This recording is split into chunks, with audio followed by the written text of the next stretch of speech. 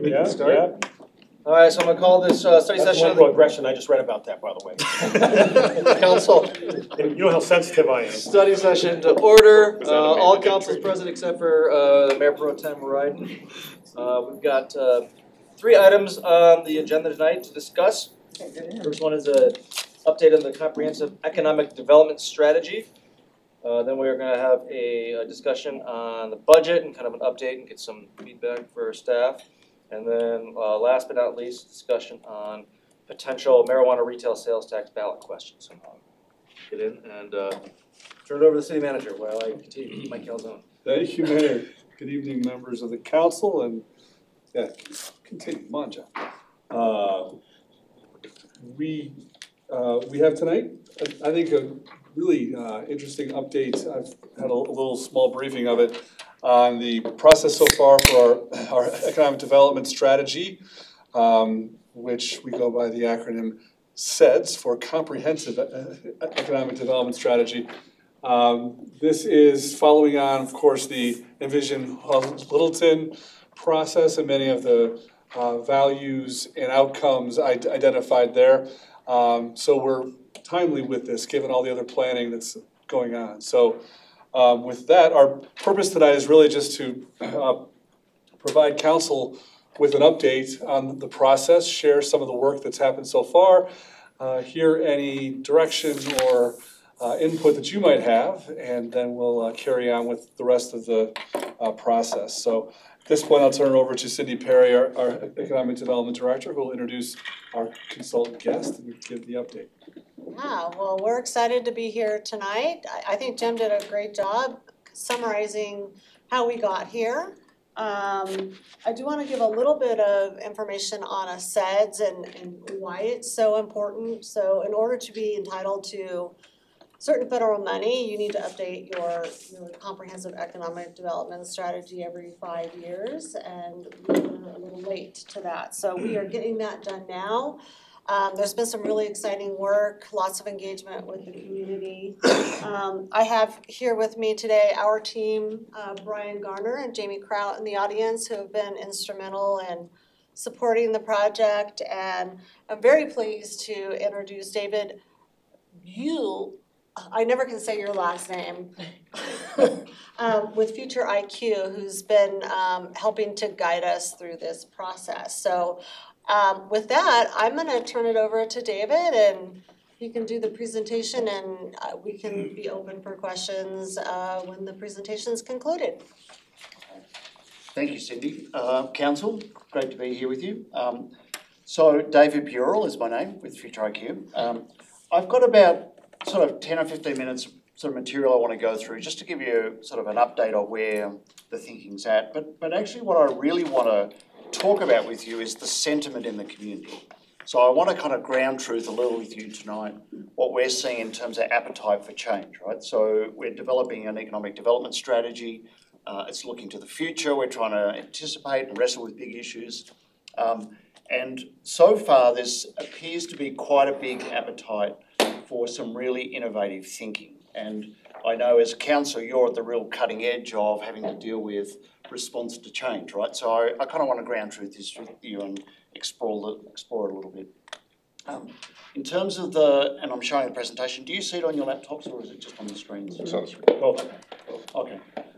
So you know, obviously a fairly structured process. We're a bit over halfway through. We've sort of gone through this process of surveys and exploring perceptions about the future. We've looked at these future scenarios, which is what I want to talk to you about tonight. And we're really in the midst right now of developing the action. So we think we know where the North Star is, where people want to go. So we're now trying to figure out, well, what are the building blocks and what does that mean for an economic development plan for Cindy's group going forward? There's a couple of survey items. This was in your pack. I'm only going to pull out a few of these charts, which I think are quite interesting, but there's more material there. In all the charts I'm showing you, there are sort of a scale of a 1 to 10, so not important to very important. A few that were really surprising. So this one I think is very relevant to what will shape the plan and the thinking. Very big interest in placemaking and neighbourhood development. That's probably very kind of sort of obvious to you. But I do want to talk about Littleton Boulevard and some areas like that that have come up as real hotspots for conversation. But placemaking neighbourhood development is clearly going to be a big focus in the strategy. But that's very consistent with where communities like yours are going, you know, where people are trying to build that sense of place and neighbourhood. You have a lot of that through some of your locations already. So and people see that as really part of your value proposition. We probed some areas about connectivity and so on, gateway development, looking at areas that people thought were important. We've got a group actually tomorrow, a focus group talking about this regional leadership. So one of the things we're really interested in is not only what's the strategy look like internally, but people are very interested about where you fit into that broader ecosystem around you. You know, what's your relationship to the Denver downtown and other areas around you. Safety and security came out as a very high point in the survey. You know, again, this is something that actually has even come out in the conversations this week in the focus groups, because people think that topic, safety and security, is really important to your economic prosperity, because, you know, in a world where we're getting more sort of homelessness and so on, I think people are very concerned about if that spills over and starts to impact your kind of destination locations, that will be an impediment to businesses. Housing availability and affordability obviously comes up high, and I want to talk a bit about that in terms of the sort of character of the community going forward that people are interested in. And then we probe some things about mid-century heritage and design, the mid-mile development and so on, workforce attraction, so on, business attraction. I'm going to talk more about these. But what I wanted to really spend a bit of time with you on was the scenarios that we've been developing as part of this process and what the reaction to those has been. And I want to go to this. So this chart here is in the middle of the flyer that's in front of you, or a version of it, right? And I want to walk you through this, because this framework is really the premise for trying to explore what's the vision for the future, and where do people see the future they don't want, and so on. So through the survey and through the first part of the think tank, we did a lot of work looking at what people saw as the critical drivers shaping the future. You know, what are those things we need to pay attention to that we think are going to really, you know, drive us one way or the other? And we grouped those up into two big themes. So one was around what we call the development approach. So think of the physical infrastructure, think of your development planning, you know, economic development and so on, and how we tackle that. People saw as a very critical future splitting issue. And the other one was around the community character. And so this big box here represents what we call the future canvas, right? So it's a scenario matrix where we played out a series of plausible futures and try to examine what the implications would be looking at to 2040. And so the development approach, that axis, so the kind of horizontal arrows, it's a continuum, right? So it has two different ends, and we tried to describe ends that reflected what we heard people talking about. And they're not intended to be good or bad, right or wrong. They're just different possible directions on that continuum, right? So if you think about how we might tackle development, what our approach might be, what our philosophy might be, the axis ends represent these different approaches, and then and as we play that out, what is the implication of it? So the sort of macro context here is that obviously you're under a lot of development pressure. You know, it's around you, it's coming to you, and people are concerned about that, right? So how do we tackle that? So on the left-hand end, we said, well, what if the approach is to protect and buffer? So in other words, we sort of tap the brakes, right? So we want to really insulate the community from too much change. So we want to take a very slow, managed sort of approach to development, right? Not right or wrong, just kind of, you know, it's just one possible approach that we heard people talking about. The other end was something quite different, which we called leverage and lead. So thinking about, okay, development's coming, it's going to have all sorts of implications for economic development. What about if we lean into that and we sort of guide and lead that evolution? But we think like about, you know, smart city technology, we think about leaning into housing diversity and so on. So two different kind of directions you could go around development, you know, sort of obviously the ends are the extremities, but the protect and buffer, so lock it down, you know, like put up the walls, sort of slow it down, or say it's coming and then embrace it and say, how do we use that to shape our community going forward, right? Different approaches. Vertical axis, something very similar, but around community character. You know, obviously there's increasing pressures on community, and you might wonder why we're teasing out community character in an economic development plan. Well, in today's world, those things, physical infrastructure, development, community character, are just intimately entwined, right? So again, playing that out. So one end we said insular bubble at the bottom. What if we sort of go, okay, let's sort of protect our community and our sort of culture. Again, we're not going to embrace too much sort of nonsense around diversity or anything too fast, you know, just kind of throwing some words there, but we're going to really lock in on stability and so on, right? The other end saying, well, change is coming, what about proactive adaptation? So that gave us this kind of framework to develop out these different versions of the future. The key part of this, which is on the flip side of your diagram, we asked people in the think tank, and this was a group just shy of 50 people, a really good cross-section of people, good sort of robust thinkers, right? So it's not everybody, but it's a really good sample, we think. We used that scenario matrix and put that grid on it, a 10 by 10 grid. So it gives us 100 different possible versions of the future that are all subtly different, right? So as you move across those gradients, you get different sort of amplifications of the ends of the axes and so on. The diagram on the left is the responses to the question of what's the least desirable future. So in other words, what's the future you do not want, right? And the lower left you can see there is about where almost everybody was, right? And that might seem a little counterintuitive in some ways because it is a world that is protect and buffer and insulate. And so that's very comfortable, right? I mean, that's a way to sort of position yourself to not be run over by change. In this scenario, though, when we played it out, when the group was working on it, they sort of made these predictions.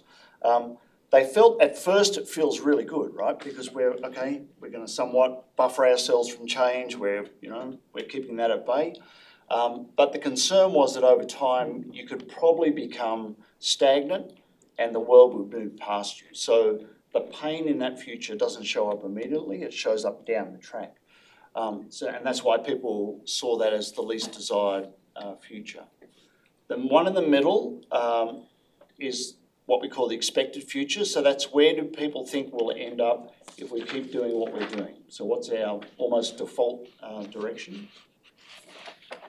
And you can see that, so if you look at where the central point of that is, it's sort of to the left, so it's a little bit towards the protect and buffer and pretty central on the community character. And then the one on the right, which is the blue diagram, is what people saw as the preferred future. So what would be the most desirable future? And you can see that that's fairly high up in the upper right sort of quadrant there, sort of in the middle of that. A couple of things about this data. It's not a huge number of people, but we have been validating that with the focus groups this week. It's interesting that there's a fairly tight concentration given the diversity of people, so there's a really interesting kind of story between the least desirable, the expected and the preferred. But it also represents a real desire for change, right? I mean, the shift from the expected, which is where we're currently heading, to the preferred is quite significant inside of that scenario space, and it's leaning quite strongly into this leverage and lead and proactive adaptation. And both those endpoints are much more interventionist or proactive from a point of view of government. So if you think about this as a framework for ultimately the economic development strategy, I actually think it might be a larger contextual framework for planning, you know, comprehensive planning and so on, right? It's like, it's a picture about where do people want the community to go.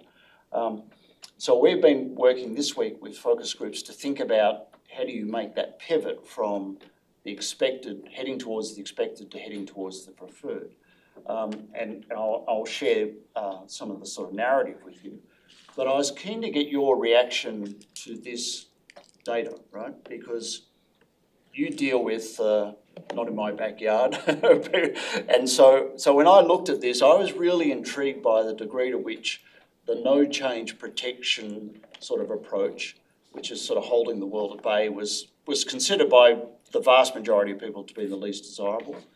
But the preferred one is one that really represents a much more proactive approach towards embracing, understanding, and leading change as a sort of a municipality and as a set of people in the economic development group. So I'd be keen to get your reactions or thoughts on that data. I've got a reaction to this, but the slides before with those questions. Yeah. The one thing that when I saw, not that I disagree with any of the results from it, but I found those questions extremely leading to get those results. I think it kind of laid out a premise, and then it asked a question that was trying to get back at that premise, where it was, we've got these very distinct areas. Yeah. How important is, rather than say how important is unique character in a city in different locations? Kind of more thinking as an unbiased surveyor. Yeah. These questions, all those questions kind of came to me very biased. Like I said, I probably would have answered them in the same way as most people did, but I'm just trying to look at them clearly there. Yeah, I understand. I mean, and there's a lot of debate, of course, about survey design and how do you get to that. I guess we were trying to get a little bit further down the track than just is it important or not. We were really trying to get to appetite for change, right? So, because I always think when we do planning, we're thinking about two things. One is trajectory, so where do we want to go? But the other part is velocity. How fast do we need to move? Or how fast do we need to move to stay ahead of the world around us, right? So I guess we jumped a little bit from just, there is an assumption those topics are, to some degree important. But what I was really probing in those was velocity, like the appetite for change. So, how. It's in the focus groups. I mean, that's. I was gonna. Yeah. I think a little more broadly than that, one Yeah. step we kind of stepped over, you might talk a little bit about process, because our focus groups, but also the town hall, I don't, if that's what you called those, the listening sessions that really brought a lot of people together. If Cindy, you might speak to just kind of the general makeup of those groups and focus groups and process. So we started out doing listening sessions with different groups. I think there were, how many? I think it was in the report, but it was key groups and players within the city. So that kind of framed some of the interest, the areas of interest, which you could probably speak more to, how that informed the survey questions. Then we submitted that survey through a number of channels. So we sent it to all of our email distribution, all of our chamber partners, education. And where is the survey? I mean, where's the questions? I'm not seeing them in the packet. They would be on the project portal. So everything that's been distributed is on the project portal, which there's the information is on the flyer.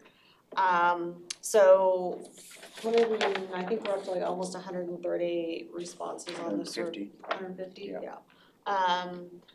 Then we moved into the think tanks, and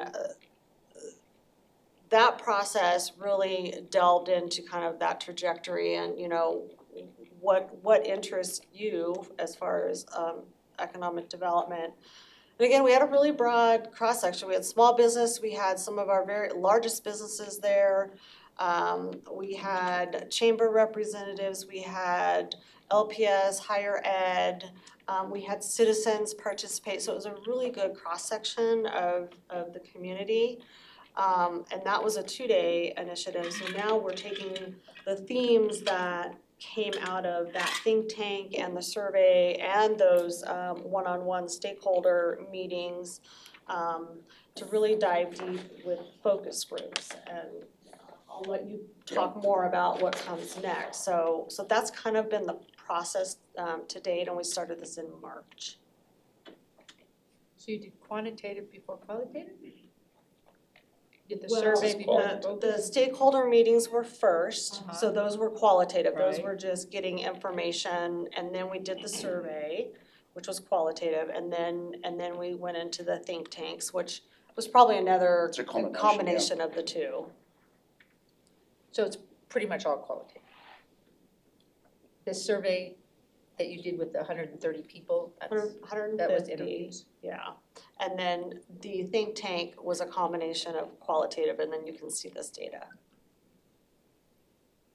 We also did a benchmark analysis, Yes. which is a much more sort of quantitative analysis of a comparison of Littleton to a range of other cohort communities. That looks at where you sit in terms of a whole range of metrics, right? So I guess what I'm sharing a lot with you in terms of this, you're right, we're really probing sentiment and appetite for change, right? So that's the sort of phase we're in. You couple that with the benchmark, and then that allows us to inform the strategy, right? But that's the next step, right? So. And the benchmark data was shared with these groups and is also on the project portal. So you asked initial response to these data right here showing, I mean, my initial response is, you know, when you have a group that says, this is what we want, this is what we don't want, but this is where we think it's gonna be, tells me that there probably weren't the right sample of people in there if they think it's gonna like, well, this is what we want, it's gonna pull back. Well, where are the people that are gonna pull it back that might think of a different way? So that's kind of, I mean, if they really want that and they think that's what's gonna happen, you know, why do they think it's not gonna go as far as they want? Because something's gonna pull it back. Yeah, so there's a little bit, the framework for this, or the overlay of the expected future, is where do we think we're going to end up with our current sort of policy and directions? But it's in the context of a world that's changing around us. So in the think tank, the first half of the first part, we spent a lot of time talking about macro trends and the way the world's changing. So we're talking about, you know, 2035, 2040 in terms of these kind of endpoints. So it takes into account that the world's really heating up, right? So there's a lot of change we can anticipate, you know, technology obviously, societal values shifting. And so it's not unusual for a community to, when they look at it, or people to look at it and say, we're a little bit out of step, right? Because the world's accelerating away from us, right? So, you know, we might fall behind, although we might be doing a great job, we think, in our sort of current and sort of past context. The world ahead demands something different from us. And I think that's what this data reflects. I think this is getting to the people see there's this range of forces marshalling around communities like yours, which are very attractive. People want to come to places like this. And then that puts a lot of pressure on things that have perhaps been more stable, right? Housing prices, you know, the issue of, you know, costs of living and so on, right? And I think that's what people are getting to. This whole proactive adaptation, leverage and lead is saying, you know, how do we work hard to preserve what we want and evolve and shape ourselves and not get run over by trends and other forces coming at us? There was a lot of discussion about, you know, the change in the last 10, 20 years has gone at a certain pace. So our policies obviously have evolved at that pace.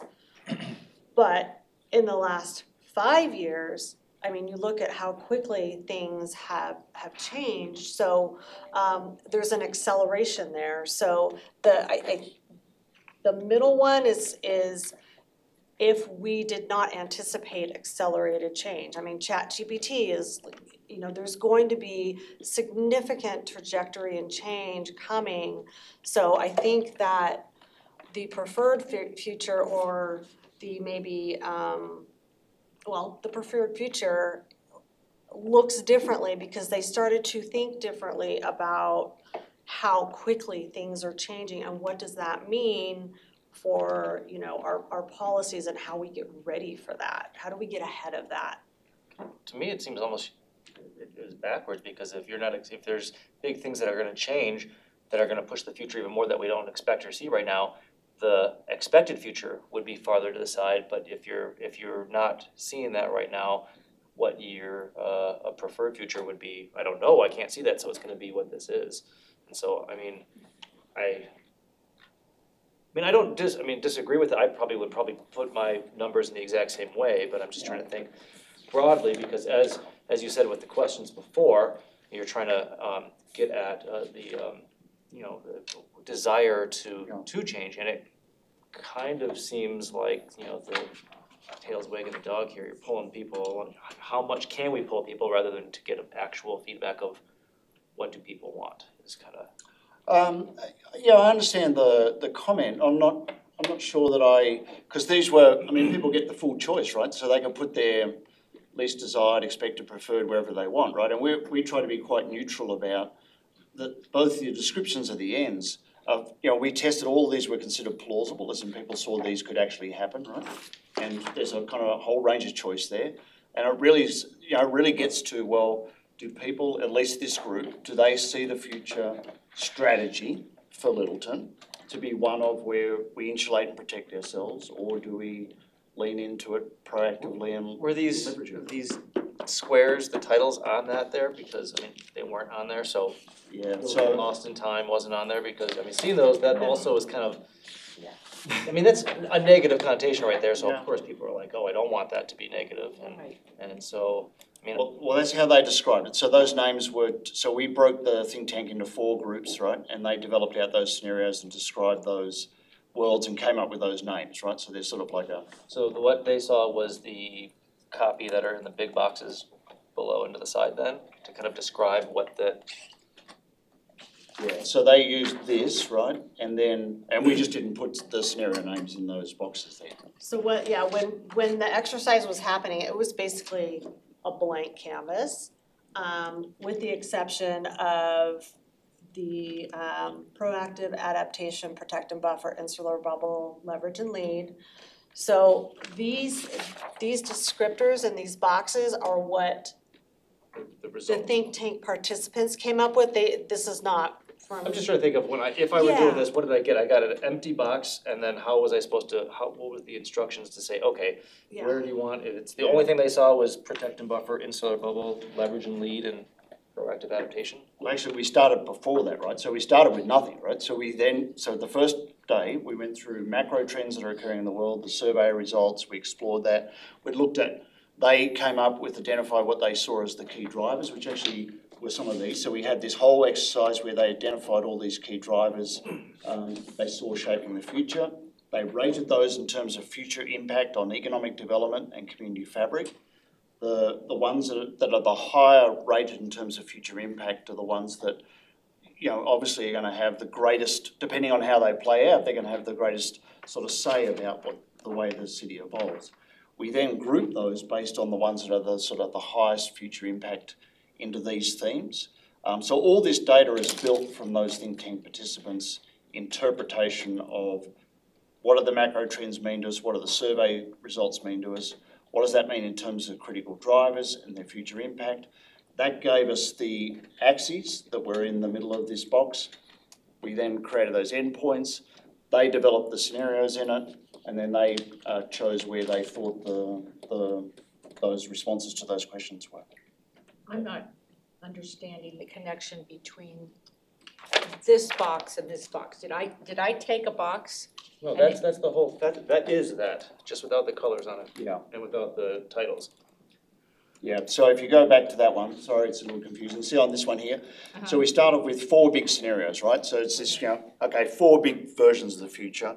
Okay. We know life's not as simple as that, right? So we say, well, these are continuums, these axes. So we put that 10 by 10 grid that's in the background there. You see that kind of checkered, right?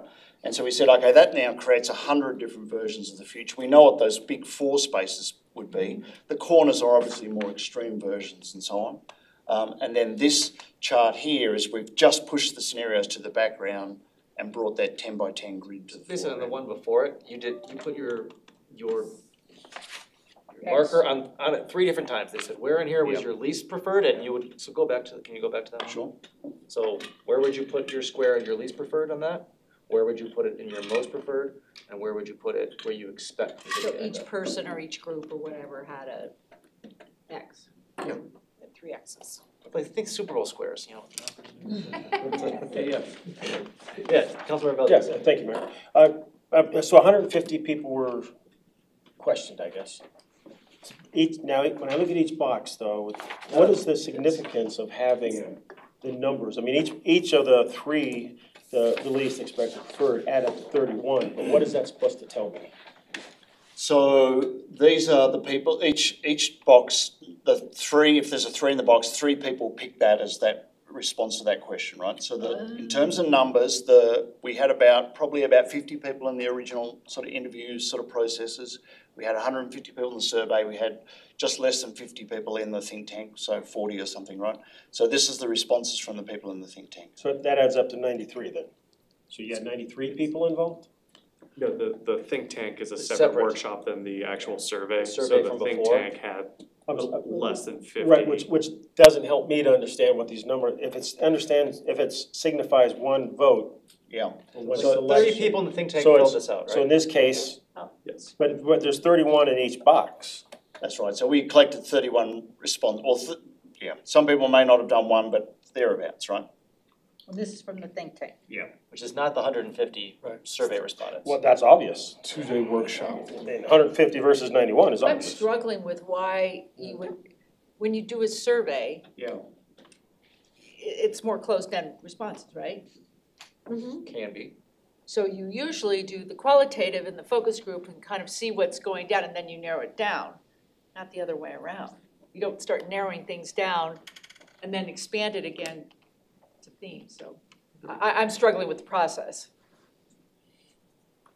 Well, I've never had so many questions about the process, right? But this is good, right? Because Basically, councils have been in I front do of. think that this is the conversation I want to have with you, right? Because I think this data is extremely insightful in terms of where at least a core group of stakeholders are seeing the future and how they think we need to respond. So this is actually the context for the development of the strategy, because we need to know how aggressive people want us to be, how bold do they want the thinking to be, what type of, is the approach to think about how do we preserve and insulate, or is the approach about how do we proactively, adapt or lead, right? So that's what we're probing here.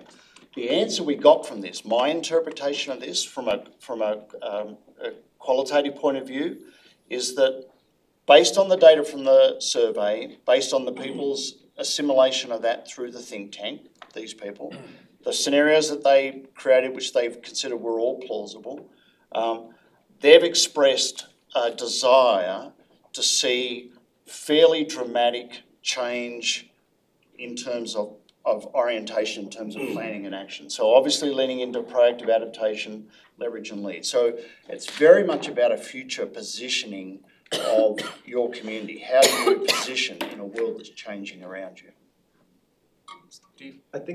Thank you, by the way. This is actually helping, the process discussion is actually helping clarify this, so I appreciate it. I think the questions that you had in the survey responses, like nothing in here ultimately surprised me all that much, with the exception of the workforce attraction and workforce development.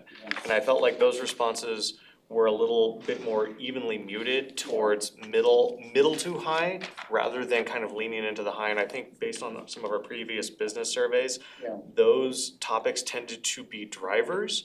And so I feel a little bit of a discontinuity in between that. I'm not saying data is wrong, moreover, I'm wondering if you could maybe kind of fill in the gaps on how the groups were thinking about workforce attraction and development.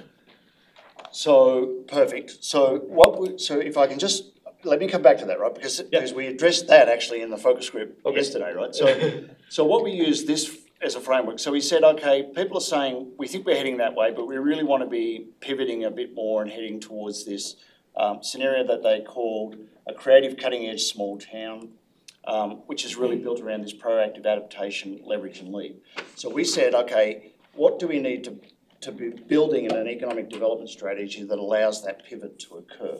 And so we developed what we call these 6 pillars, and these are draft, these may change, right? The first 3 we held focus group sessions on yesterday, and the other 3 we'll be dealing with tomorrow. You can see we're talking about business vitality and adaptation, or adaptability, workforce and talent attraction, so I want to come back and talk to that. Fostering a livable economy, enhancing historic character and fabric, incorporating industrial and flex, and the regional economic positioning in terms of that sort of strategic leadership role. We're diving into this now to try and get that narrative about what does that look like. So what's the programming? What's the economic development strategy built around those pillars that allows the pivot to occur towards this preferred future. Okay? Was that? Yeah, absolutely, yeah. Yeah. Your explanation as to actions to be taken in order to pivot towards that future do make sense. I guess, where I'm coming from is that I feel that the responses in some of that, in that survey material didn't align with what I was expecting, and that's okay, I'm not predicting the future, but I was surprised to see that it was not as highly ranked as many other things that are part of this pivoting strategy, essentially. Yeah. And I just kind of wanted to get your qualitative feedback as to maybe why you think that might be, or like kind of the sector of workforce that might be represented in that survey group that might change that outcome. So we talked about that, and Cindy, I'll have a go, and then do you want to jump in? So, because we really probed that in that whole workforce and talent attraction, which is, well, what can actually the City of Littleton do? What can Cindy's team do when workforce is like a macro issue? I mean, there's nowhere in the country that's, got surplus workers in a true sense. I mean, what are we at, 1.8% unemployment here? And, so you've got high participation rates already even from the benchmark compared to your cohort communities. So we did talk about, well, what's the game plan there? And we started to talk yesterday about things like workplace culture. Your position may not be on like dollars, right? But it might be on value, right? So there's a lot of what came out of the discussion so far is that people have talked about how do you create Littleton and the kind of economic fabric, the social fabric, to be a unique, and what's your point of differentiation and what makes you unique? Without thinking about, okay, let's just have a race on price, right? Let's pay people more. But maybe there are other things that fit into that whole quality of life scenario, which is, financial return is one, but amenities and recreation are others. And so part of what I drew from that was that the way people were thinking was that the workforce it didn't score way up there on 10 because it's just kind of that big issue that everybody's dealing with. So it's hard to define it as a strategy for Littleton. Okay, so it's less about like it being Littleton specific more than the amorphous nature of the challenge overall. That's right. I was surprised by the data as well, and we have shared the business survey with them. So all of that will inform the final strategy. I think this report out is more on just, kind of the more immediate data collection. And I could come up with all kinds of guesses as to why that didn't reflect higher, but it didn't, Yeah, it was just surprising. Yeah, I agree with you. No, you go ahead. I don't want to interrupt any questions from council, but I was going to remind council just of the kind of question or what's most helpful to hear from you tonight. I'm hearing that we could probably fill in some blanks in terms of process and think tank attendees and kind of give you a little more flavor for who was there. I'm not sure that that's the best use of our time tonight. If some of those outcome trends or directional pieces that they're sharing ring true with you, that would be helpful to know tonight. If they don't, that's also very helpful. Because the goal I'm assuming will be to build strategies that are in line with the relative position on those graphs that you're showing. Is that correct? That's correct, and that's why I particularly was interested in your reaction, because it indicates to us to develop strategies that are bold and leading into that cutting edge small town future, leverage, proactive and so on, right? But I mean, and that comes with, different types of tools and ideas and recommendations in terms of a strategy, right? And I wanted to ground truth that with you because it is quite a significant push in that direction, right? And if you're not comfortable with that, then we need to kind of assess that. But if you go, that sounds good, go for it. Let's be out there and lead and leverage and proactive adaptation and think about that and design a strategy that fits that. That's the guidance we need, right? So I just wanted to make sure I understand the summary of all this, or what we're seeing with these results. Basically, this group, they're telling us we think things are just probably gonna be the way that they've been as far as economic development, development in general, changes within Littleton. Without intentional Exactly, bold planning. without That's- intentional bold plans. Business or government doing the same thing government's been doing. Yeah. Differently more recently than, Yeah. you know, in years past in this Yeah. city, but what this group is saying, given like what you said, regionally, worldwide or whatever, you wanna see thinking outside the box and really looking at some more innovative ways to, you know, pump up our economy, keep it robust. Yep. Introduce all kinds of, diverse residents, if you will. I mean, that's not really economic development department's job, but in working with the other departments. I just wanna make sure I understood that that's, what they're saying is probably still gonna be the same old, but we'd really love to see it go this direction in a more, Yeah, so can I give you a flavour of that, right? So we had a focus group last night which was fostering a livable economy. And these are intentionally fairly small groups, right? So, but we had people like the president of the community college, former mayor, you know, people who really kind of knew what they were talking about, right? And we had what I thought was actually a most fascinating conversation about what did that mean to that focus group, that whole notion of fostering a livable economy. And they talked a lot about there's this, you know, we're okay, right? I mean, Littleton's okay, right? And it's great place. People want to live here, right? But they really got to a point by saying, well, you know, we have resources here. We have smart people, we have capacity, and we're not getting run over yet. And there was a real desire to think about, okay, how do we think about this as a laboratory of learning and think of this really as about the evolution of communities like this, almost like a modern take on a middle class kind of society, and thought really, I think, proactively about how do we sort of lean into housing and getting that mix right, knowing that a lot of people are facing those challenges, but there was a real desire to say, well, let's look at being the best that we, you know, that you could, like that this is a real model community that's tackling issues around livability, affordability, creating community fabric, you know, the family sort of orientation mixed with small business sort of predominance, right? So there was a, you know, that's what I heard in a really practical translation of that preferred future. But that means, you know, what they're saying, both from the think tank and that focus group, for example, is really put your foot on the gas and think about different ideas, Okay. right? that's what I thought. Just wanted to clarify that, thank you. Yeah. How is that different than what we used to think, say, 20 years ago? How's this different to? A lot. I don't think so. Being on a planning commission 20-some years ago, we had similar discussions. You know, we have to think outside the box. Yep. I mean, so how is this different? I think for everybody who's doing planning right now, it's not that your appetite or your kind of mode of thinking is going to be different, but the world around you is changing at an accelerated pace, That's right? given, and that's always happened. Yeah. So how is this different? I mean, when I was thinking the same thing. I was thinking, you know, the economic gardening Yeah. concept. To me, that seems more in the bottom left corner where we're just gonna look at ourselves, stay inside, do Well, what's that wasn't always been- economic gardening. No, economic gardening is how are we gonna keep things going and grow at the same time? Well, it was more of not pushing about it was about working with what's here and keeping that. So it probably not all the way in the far corner. Oh, it but was, I guess I see it different.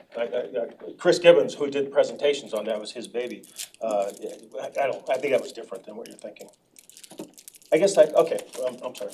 Yeah, and I, you know, we're also at a point of, I think what we've got here is sort of a North Star that's emerging in terms of people who are saying we want to be this sort of creative, cutting edge small town. We've got these kind of pillars. We've got an appetite for change. I think the next step as we go through the strategy development is where we get to maybe what's different in terms of the toolbox that you give your department, or what toolbox your department needs to be able to enact on some of this. And there are issues and challenges that I think you're not equipped to deal with right now, right? That, you know, cities are struggling with. You know, how do you deal with, you know, rapidly changing demographics, or, you know, affordability that's escalating to the point where it's, you know, forcing people who, you know, maybe long-term residents in a house, but they're going, I can't afford the property taxes or whatever. I mean, you get these kind of rapid disruptions that are occurring. And so I think that part of what the next part of this process is to develop what's that toolbox look like, what's the toolkit that Cindy and her team and you as a city need to be able to affect some of that change. And I think 20 years ago, the exercise probably was very similar because you were, council and policymakers were trying to lay the groundwork of, how are we prepared for what comes next? And we're doing the same thing now. It's just happening at, a little bit quicker pace potentially than it was 20 years ago. So I think it is really the same process, but, we have to be ready for what's coming, so that we're not surprised by what's coming. Which was said 20 years ago. Yes, That's what I said. So I don't see and I'm not arguing this. I'm just saying I don't see a whole lot new way of thinking. And we'll see that come through the strategy. This is kind of framing our approach to, how aggressive we are with new thinking, and kind of getting a litmus on how council feels about how aggressive that should be. I don't mean this to be rude, Jerry, but maybe because you were the only one sitting here 20 years ago in the room, so, maybe you had been thinking like that 20 years ago. And so maybe. Right, but if we're gonna keep doing the same thing over and over again, we're gonna get the same results. I don't see our economic. That's what I'm thinking. Okay, I don't see our economic strategy as what it was 20 years ago. This is new to me, so, and I think it's a good refresher to show, like, this is, what the majority of the community is thinking right now, so as we formulate our policies and that we understand this is important. Absolutely. Yeah, so I'm thankful. And it always has been. I'll put out there too that I think actually for this group, being able to comment on the strategic plan and to kind of take the conceptual model that you've laid out here and attach the action items to it might be able to give us something more to chew on, like in terms of tweaking particular initiatives or changing the order or prioritization of things. That's just, to me, it, Jerry, to reflect your point, it doesn't feel very different. It's because we're talking about kind of big picture concepts that traverse time, right? And we're describing and packaging them in a certain way, but, when we have that strategic plan in front of us, I think we can give comment and feedback in a productive way. And tonight is obviously, this is where we're at, right? Yeah, exactly. We're not telling you to, write that for us now, but. I understand you don't want to talk about process, but this is 180 people in our community. Of 46,000? Yeah. So we've got a lot of depth information. People self-selected in, or people were invited in, or whatever. And this survey was, I agree with you, Kyle, that some of the questions being kind of leading. And I did my own analysis, and a lot of stuff that's, the good stuff is not doesn't look like it might be statistically significant without doing a test on it. The safety was high and the shared vision was high and having economic development. That's all kind of, just fluff. But yes, it's a good thing to have.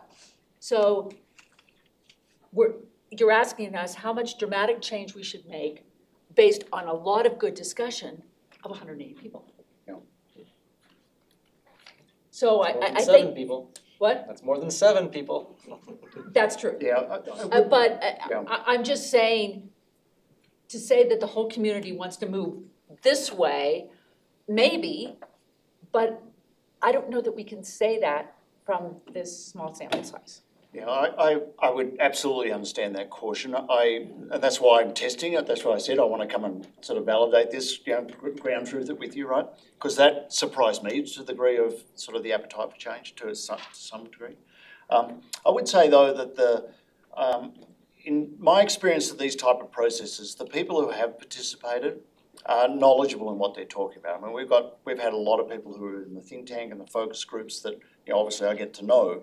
Are people who really are reflecting a pretty wide set of views, former mayors and so on, people who are tapped into what's going on in the community. So I wouldn't get focused so much on the number, right? But you got to think about the quality of those views that are reflected in the people who participated. I don't doubt that the members of this community, because they self-selected or were invited because of their expertise and understanding a focus group takes you through the process and you build on each other's ideas. I'm sure it was a very in-depth study, but there's realities of situations, and I'm not saying we don't want a vital business economy, of course we do, and we do want to keep pace with the future. I don't think we want to put our heads in the sand. I would not advocate for that. But because I am having trouble with the process, it's hard to hear it be said that the community wants this. There's people in the community that have this idea, yes, but we hear from others in the community on an ongoing basis about, for lack of maybe it's not in my backyard, but whatever. So that's just my point. Yeah, look, and that's exactly why I was keen to come and talk to you and ground truth this type of data, right? Because you're very plugged into a full range of views in the community. This is a group of people who I think reflect people who have got the ability to look forward, right? And they understand that.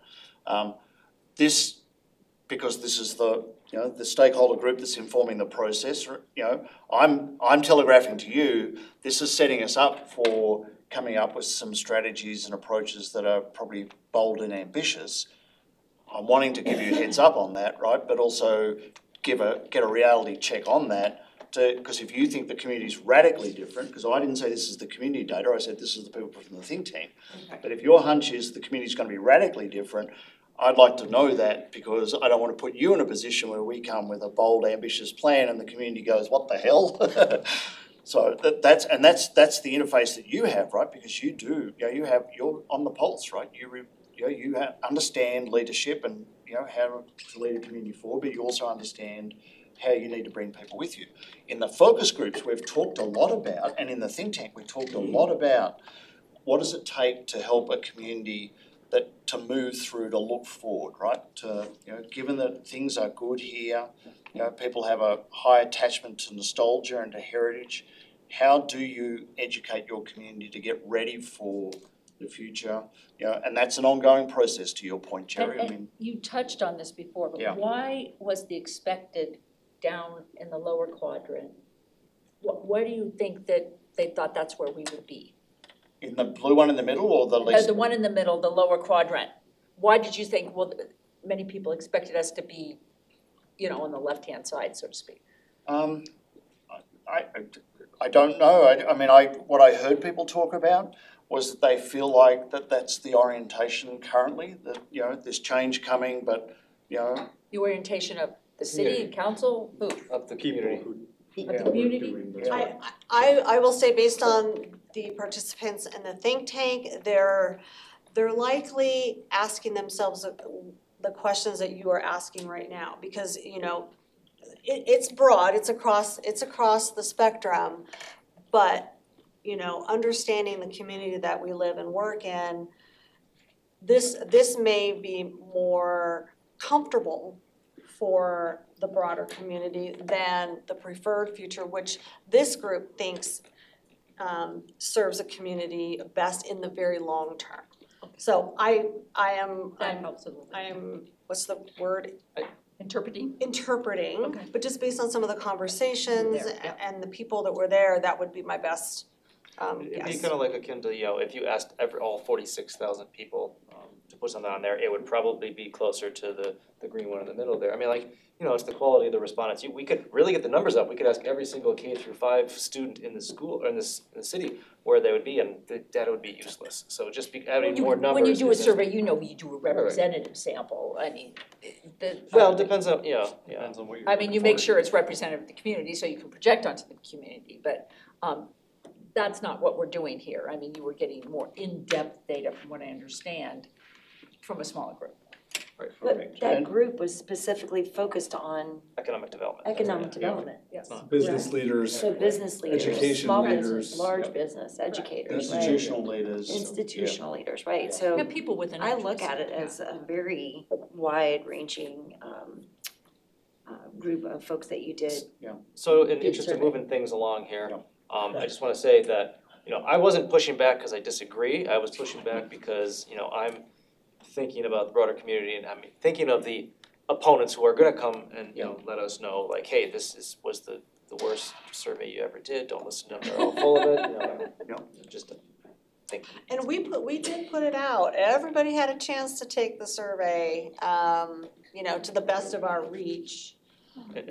And so, I like this, like I said, I probably would have filled it the exact same way, so I think the argument, cause I like the strategy, I like this idea of how we do it, the argument is a lot stronger to make if you kind of understand the holes in your argument first, and to go through and be able to fix them when you can, or to counter them, and so that was what my questions were, it wasn't that Are we giving direction, or are we just understanding where they are? Well, I think we're kind of understanding where they are, but also, if you disagree with if you this. disagree with what's been going on, speak up, and then there's no point, doing stuff. I think this is. I think we're on the right track. We are. We're on the right track. Agreed. I like the survey. I just need to understand Mhm. what was going on, what we got, how we got it. And since this is a check-in, it's helpful to hear that, Councilmember, because we can follow up with any council member who's interested with a little more of the process grit and why this works the way it does, so that when we come forward with recommended strategies, you'll be able to gauge at that point, if they ring true for you, I think a little more than you do tonight. And I think maybe one of my requests when we're presented with this strategic plan overall is to tie some of these conceptual ideas not only to the actual action items that we can take, but to then take it one step further and to look at some of those federal programs that also align for, either grant making or partnership purposes in order to carry those actions out. Yeah. And I was also thinking we should be pointing to best case examples, right? So you can say, okay, here's this idea or the strategy, here's where somebody, and here's who's applying it, here's how it's working. Yeah, exactly, Yeah. yeah. And another thing, basic market research 101, is that the recommendations are supported by the research. Well, the research is showing this, so therefore this is, Correct. what we're recommending. All right, thank you. Of course. Thank you. Thank you. Anything else that you want to share or ask for us or anything, we're good? The only one thing I would say, right, is that I do understand like defensibility and being able to explain is really important, right, in these sort of settings. All of this material is very transparent. So we have all the data will be on the project portal, so people will be able to go and interrogate it. We're posting all the slide decks, so people who want to get into it, it's going to be all there, right? So it's not black box. It's we want to lay it out so that people can follow the logic and see how the strategy got built. Appreciate that. And if we can, as I say this for every outreach project, people that are not paying attention, so when it gets out there, then they do pay attention, like, well, where the heck did this come from? We can try to be as more, Yes, how did always this happen? happens. And then that's when you get that uproar, like, no, we were never told about this, despite the thousands of times there was an attempt made, so. Thanks. Okay, thank you. Thank you. Thank you, David. Good night. All right. Keep going. We'll do a quick change over here. Can we have 5? You want 5 minutes? Okay, we're good. Come back in 5.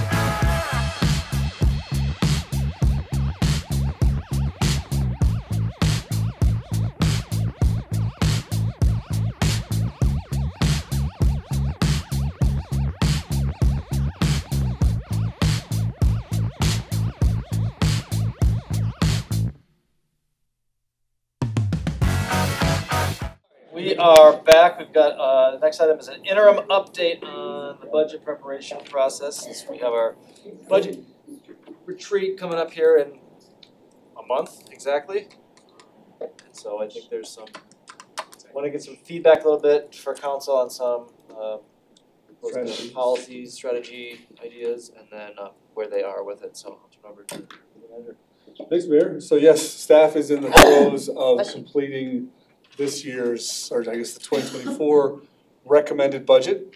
And, you know, we're looking at what we can afford. You know, Tiffany and the budget team have been looking at that 5-year model that we have and trying to kind of balance several different things. And so as we come into the home stretch here, we'd like to just check in with you on some of the various strategies that we think can enable us to get more done, you know, with regard to council's priorities as they were outlined, first of all, in the city council retreat in February, and then as those have kind of congealed around actual budget and program priorities for 2024. So, you know, short story is, with normal revenues, there's not a lot of room to add, you know, to add things that will advance the priorities that we've been talking about. But tonight we want to share some strategies that we think can help us to get a little more of that done, make some more progress, so that the budget that we deliver to you for the council workshop in September delivers on what you're expecting, and we can get as much done with the 2024 budget as we can in a balanced 5-year model kind of way. So, Can I just translate real quick for you?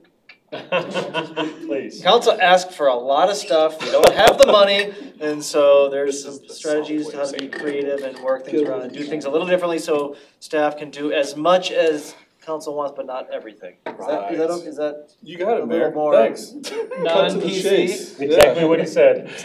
Yep. So with that, I'll start this today. I think we'll do, just so you can see, last slide if you wouldn't mind. Sorry.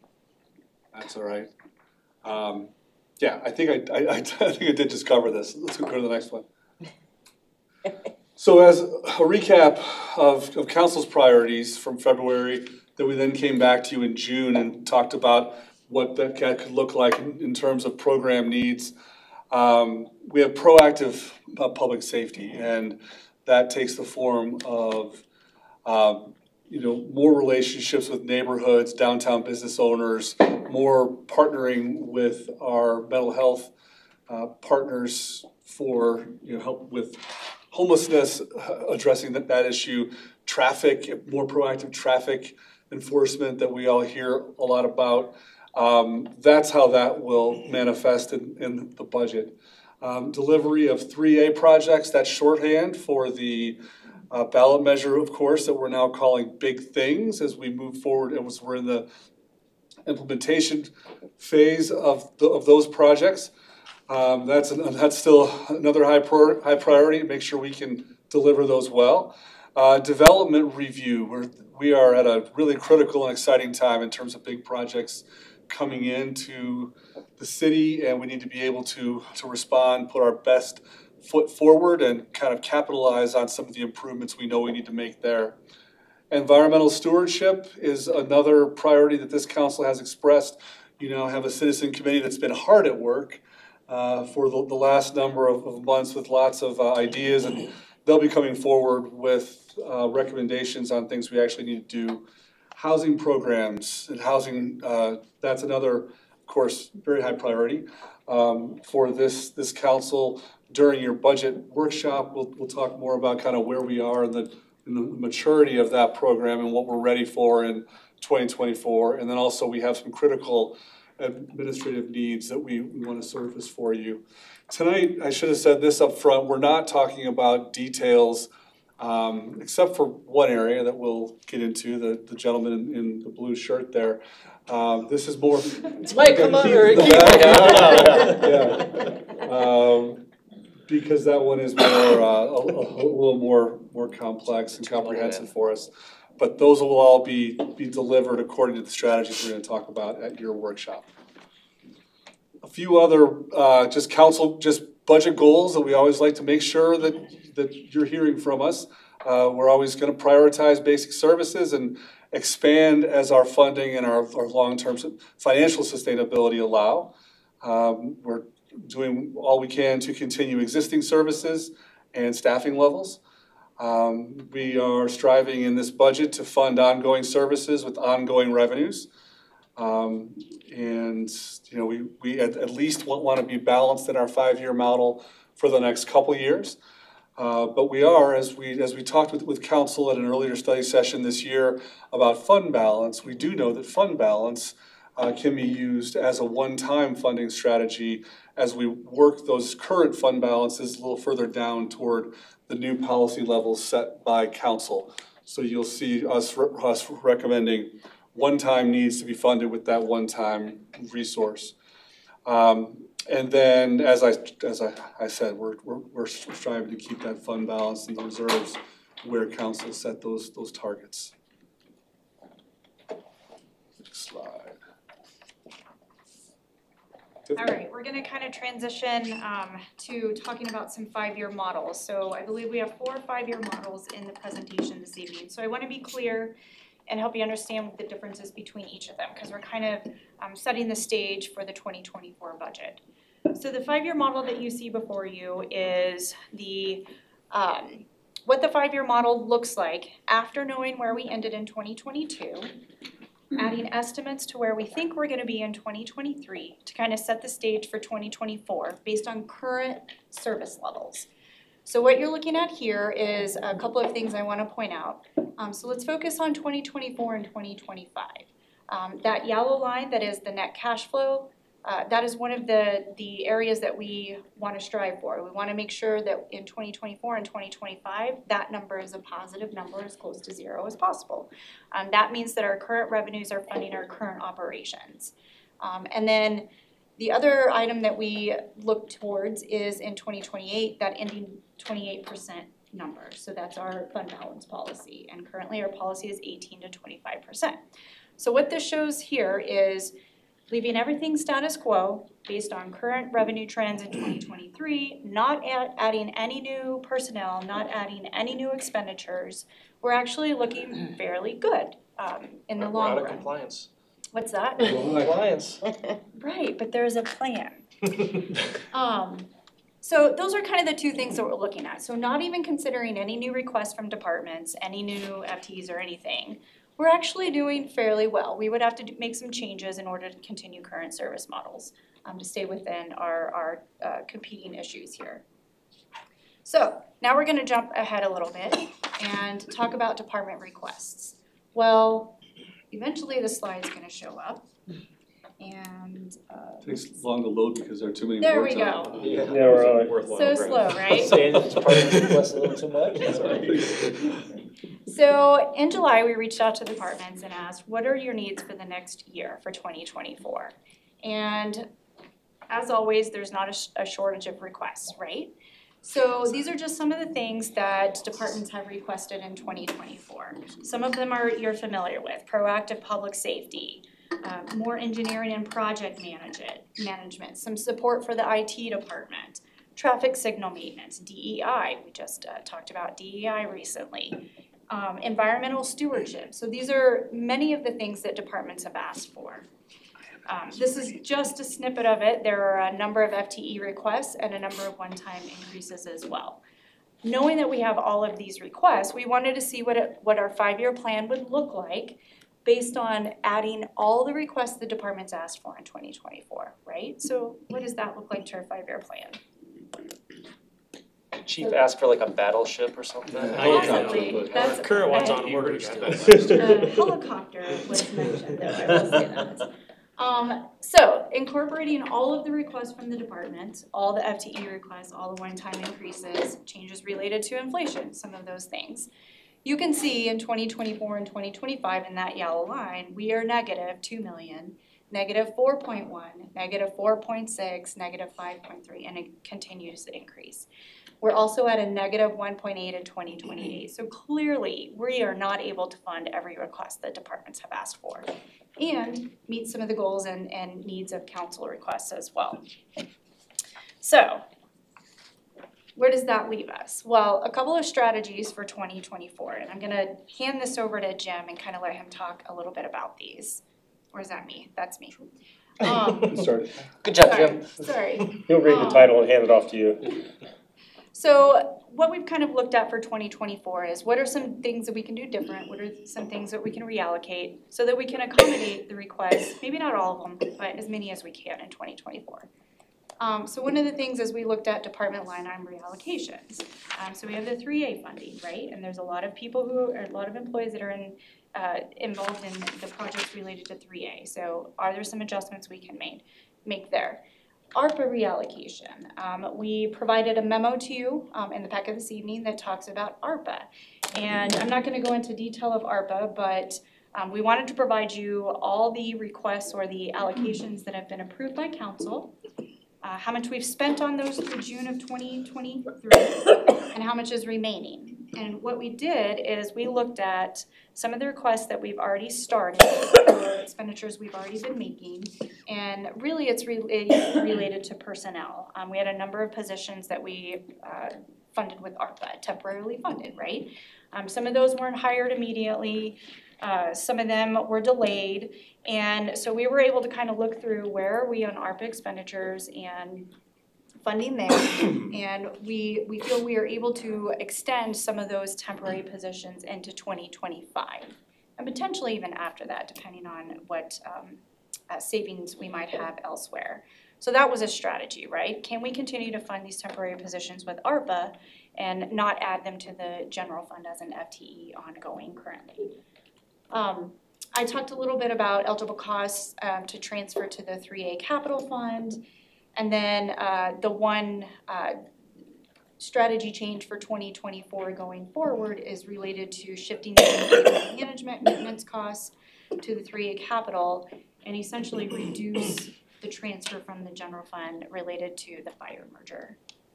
So I'm going to pause there for a minute and Sure. So we need to spend just a couple more minutes on that strategy because that's a little more novel than some of the others that you're seeing up there. Making this change that we're going to outline would really help us to address that proactive public safety priority really next year.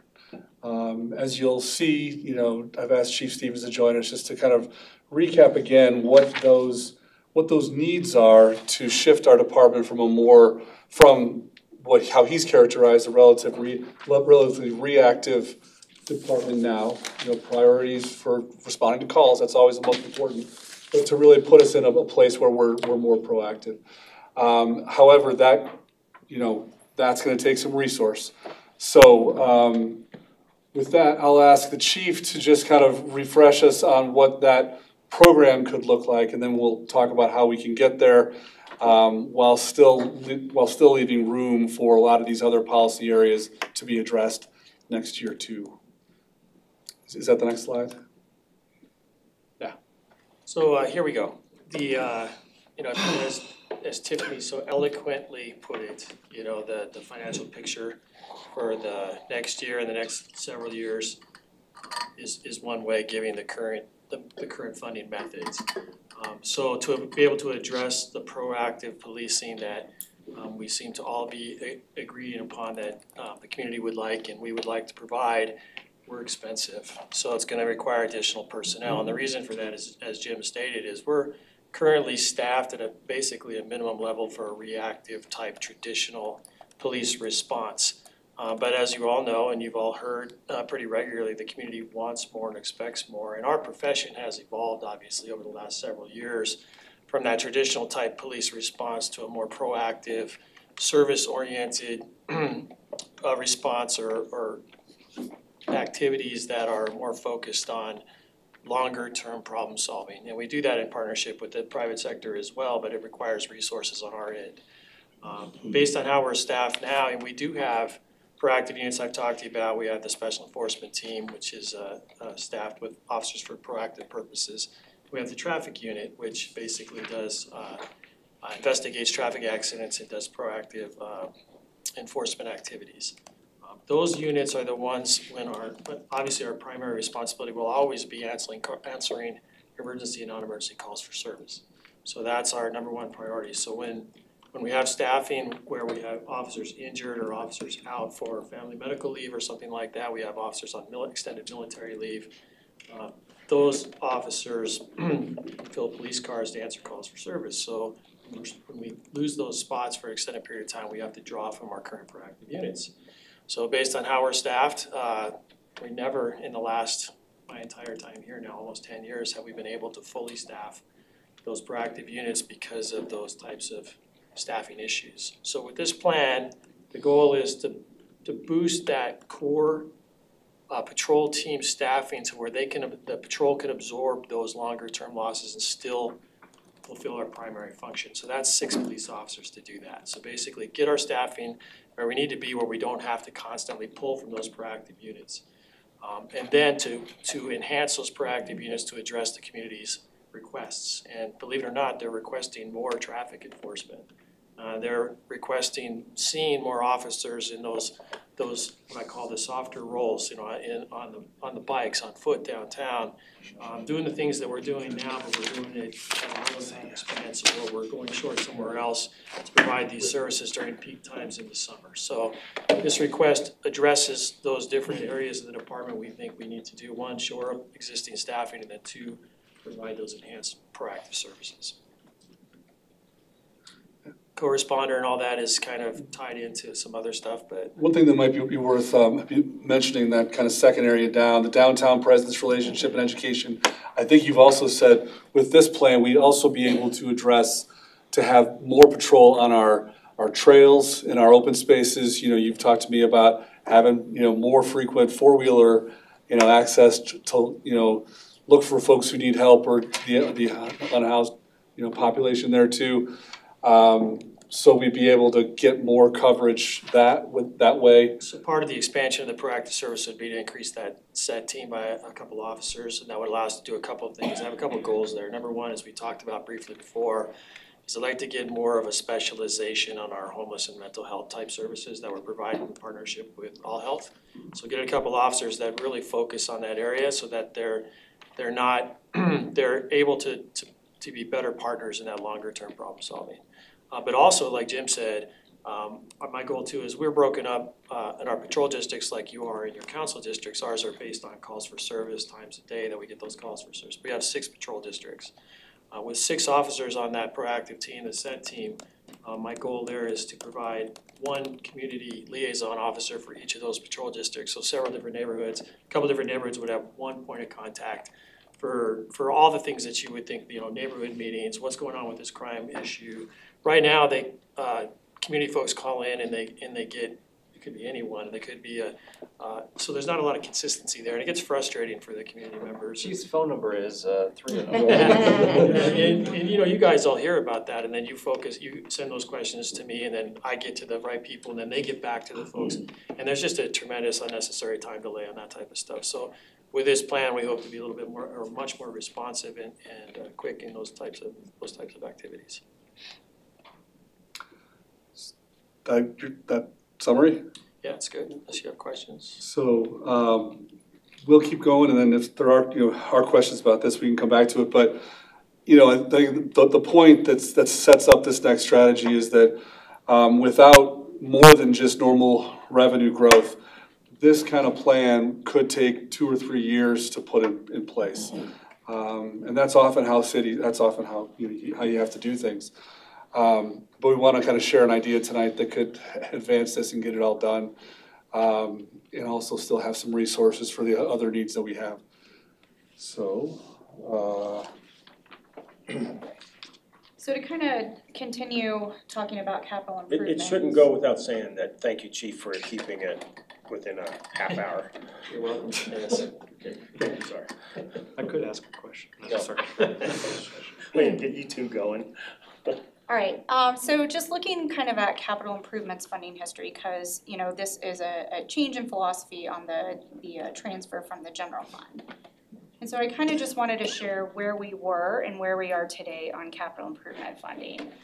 So, you know, many years, we had very little money to help fund capital improvements. We had building use tax and we had HUTF. That was primarily what the two funding sources were. And building use taxes competed with everything, right?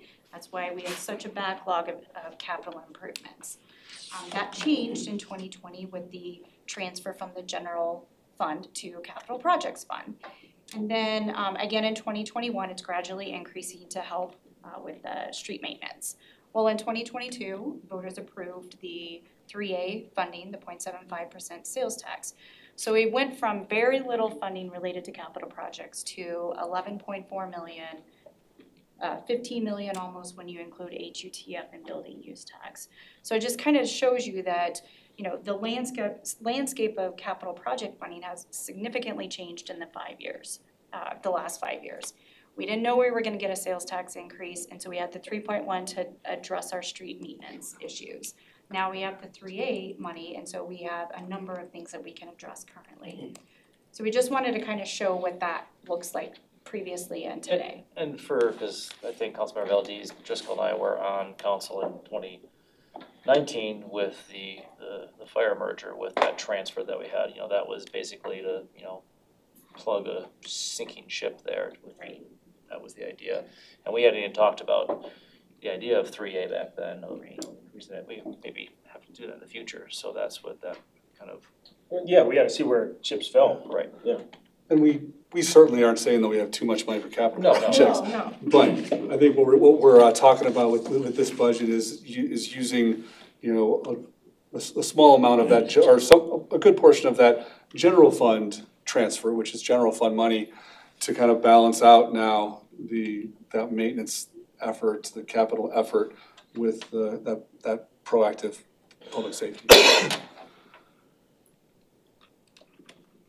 So what we wanted to share here, again, is where we are today and where we're proposing to be. So we're still gonna have the 1.5 million from HUTF. We still have the 11.4 million from 3A. And we have the general fund transfer, which is currently today 3.6. It goes up in 2024 based on the calculation to 3.8. So in total, we have 15.9. So the recommendation is we continue to have the 1.5 HUTF. We continue to have the 11.4 in 3A. We reduce the general fund transfer to 1.8 so that we can enhance that proactive public safety of that half of 1.8. So in total, it's still a $15.9 million investment. It is with the general fund transfer. Correct. Is the idea to keep it at 1.8 or keep it at 50% of what it would have been? To keep it at 1.8, but it will continue to grow based on a calculation With general still. fund, with sales tax. Right, so it's not a flat 1.8. No. We will continue increasing that on inflation and sales tax increase, the So calculation. it'll basically we're asking that general fund transfer to be 50% moving Yes. forward, because it'll still increase, because the whole, that amount. Yep, just divide it in half. Okay, that's And what I wanna 3A make will sure. likewise Exactly. grow with their half, Right, with its right. half of the. Yeah. As will the costs of proactive policing. Correct. And then we wanted to just, again, kind of mention the potential ballot measure to address mental health and some additional policing. So the intention is we get in about 415,000, depending on what percentage council is comfortable with, if you wanted to get to the ballot. But we could also continue to enhance public safety proactive. That's your next study session, so. Right. And that comes from the general fund? No, it would potentially be from the marijuana. It's our next discussion. Okay, so related to the 5-year plan, I told you I was gonna show you a lot of 5-year plans. Sorry, This is number 4. this is number 3. Three? Oh, okay. So what this one is kind of showing is what would the 5-year plan look like if we changed that fire transfer and allocated it to public safety on the police side, and we included all of our general fund one-time expenditures that departments requested. So there's a number of consulting items, there's a number of just increases in inflation, items of that. nature. So it does not include any additional personnel except for police officers that the chief just spoke to. And so again, 2024 and 2025, you can see our net cash flow is again positive. So 1.9 in 2024 and 1 million in 2025. But you can see we're at 37%, which is above our policy, our fund balance policy. So really what that is telling us is that we're in good shape if we're able to reallocate this 1.8 million to proactive policing, and there could be room for more. So what this really does give us is probably about $1 million above police one-time request from departments. It gives us about a $1 million addition to add in 2024, which we would discuss because there were a number of requests that we're not able to fund, and we would come to consensus on what those positions or other ads might look like. And that's not assuming that the marijuana sales tax passes, or it assumes it does? This is not related to the marijuana because it would just include the police. It would just be for general fund. It would just include the police officers that we recommend at the 10. Just to underscore that, this would leave us about $1 million to come back and show you how we can also make progress, make sure we can, support those capital projects, the, economic development and those development review challenges, and the housing and the environmental sustainability things. So we'll be able to make progress on those things as well as address the proactive safety with this model. So you might just kind of skip to the next and we're just about there. So again, fourth model, final. But this would include that $1 million that I just mentioned. Let's say we add that $1 million and let's say it's FTEs into the general fund to address some of the service needs that we have throughout the departments. We're still positive in 2024 of about 900,000. We're pretty even in 2025, which is a good place to be. And our ending is at 28%, so slightly above our policy. We're working it down. Working it down over the years.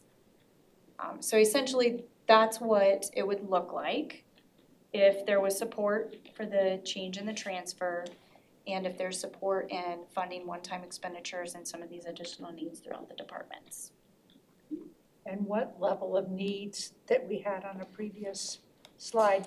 You're looking at some of those, we don't know which ones. Only police, and it We're just still shows. only- Right, that's what we're showing you tonight. But really, we would bring you, that would be the focus of your budget workshop, is to look at what else we can do and what the specific recommendations would be for that $1 million of available room that we have.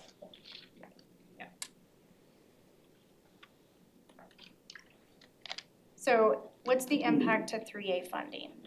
So we've brought us several models to council on 3A, and we're really starting to get into those projects. And I think the biggest impact to 3A fund is related to some future years on facilities and capital maintenance. We're not changing pavement management amounts that have been allocated in 3A. We're not changing existing grants. We're definitely going to provide for grants in 3A, just as we planned. There's not a direct impact on fleet replacement. We had already intended on doing some of that. But we did talk about some major facilities in the out years and what that might look like. So we did reduce some out year costs related to facilities capital maintenance from 3 million to 2 million to kind of help accommodate this change. And the logic behind that is we know what it might cost to issue debt. We don't know what we're going to do with some major facilities in the out years, and so $2 million would afford us what we feel we're comfortable with in issuing some debt related to, let's say, library, museum, this building, some other areas. And our fund balance will still remain above 1 million, which is a kind of a goal of ours. Just a point of clarification, it's not really affecting 3A because 3A is its own fund. It's the capital projects overall together. Yeah. Make it up. And so this evening, we are looking to direction from council on, some of these budget priorities, proactive policing, housing, some of those areas. Are you comfortable with extending some ARPA positions because we have some savings, we didn't hire them initially? And we're also gonna come back during the budget meeting, of course, and talk more specifically about ARPA and where we are on all of those categories, because there were some very broad categories. So we definitely wanna give an update on that, and really just confirm and reassess some of the allocations of ARPA money, right? We're getting closer to the end of 2024. We want to make sure that we are earmarking them appropriately so that we can spend them by 2026. And then direction regarding the transfer to address the proactive public safety in 2024 and beyond. Next steps? I do have a question. So on the extended authorization through 2025, you have more detail on that?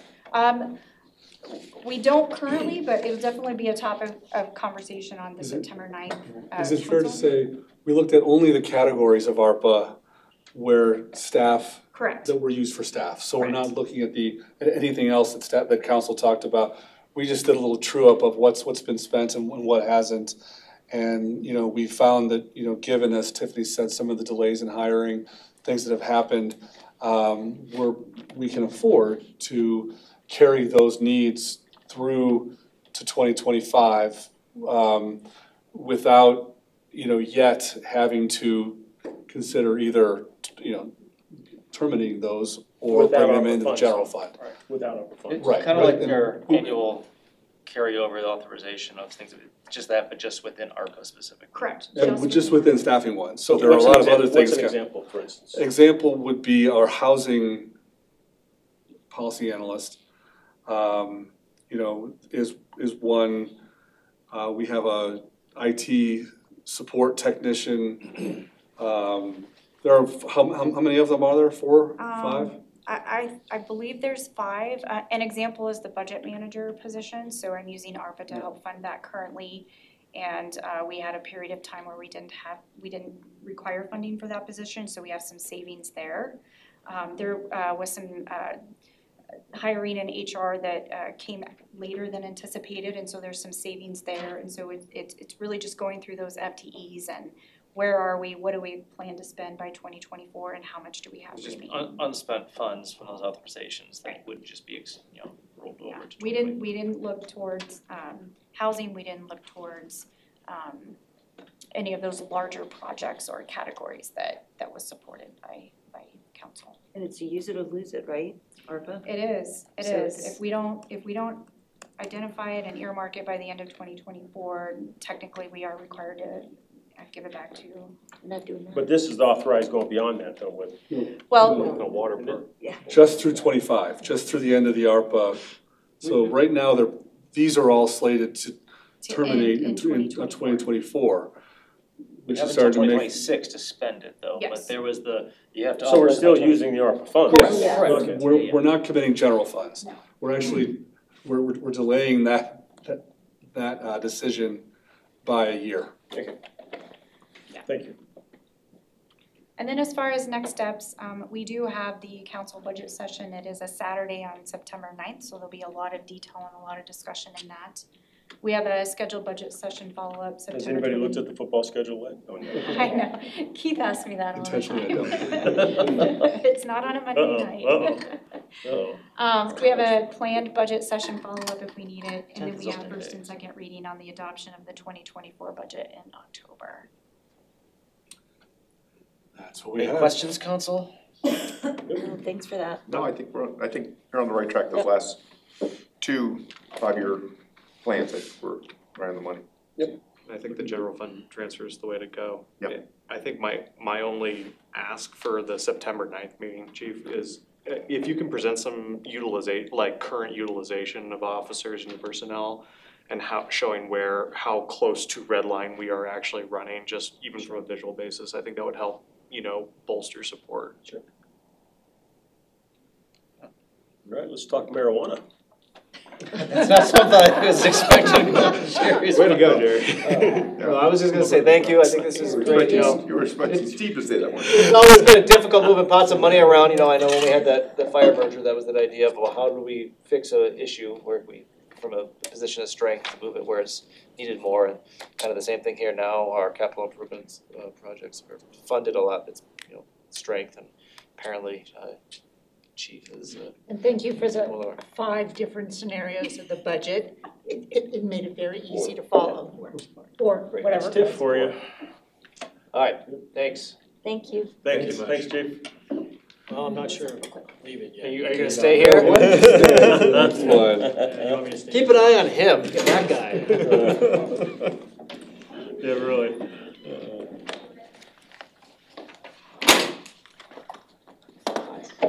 I assume that's why the independent's here.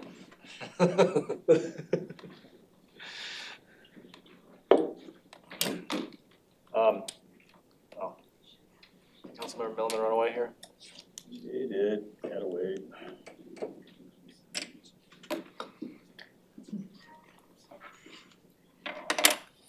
When are we gonna carve those trees?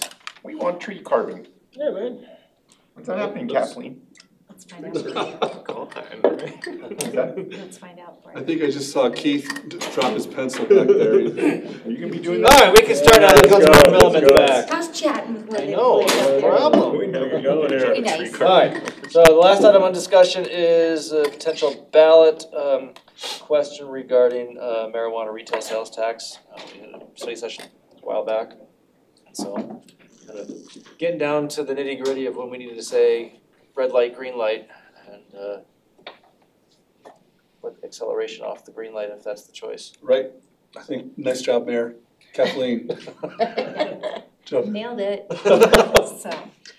So you remember, of course, your February 11th retreat. You gave staff direction to explore what a potential ballot issues could be. The one that remains is a potential marijuana sales tax increase. And on 5/9, we came back and paired together with a briefing from Chief Stevens on public safety. We also talked that evening about some additional work that staff could do. So council provided direction at that point for us to do some continued outreach with industry partners, as well as do a peer city analysis of both successful ballot measures as well as tax rates. So that comparison rate, as we looked across the region, the metro region, we saw sort of a span of 14.5 down to 8. We're currently sitting at 8.25. And what our staff communication has shared with you is that now that you've seen the budget presentation and the needs on that proactive public safety space, we knew that it was about 3 to 4%, also being pretty sensitive to making sure that we were not sort of a stark outlier in terms of that tax rate. So part of the work that you also asked us to do is to identify and fully more flesh out what the purpose of the tax increase would be. So it is that combination of proactive public safety, the mental health crisis response. So again, I don't know if you want to add anything to your previous presentation, Chief Stevens, but we're looking at that co-responder crisis case management. I'm here for your questions. I do have one correction, because I meant to catch this and I didn't, I apologize. I believe that the Sustained Mobile Response Unit, which I believe would mean continuing that past its grant funding now, would still be beyond this funding that we're talking about. I checked with Chief there on that.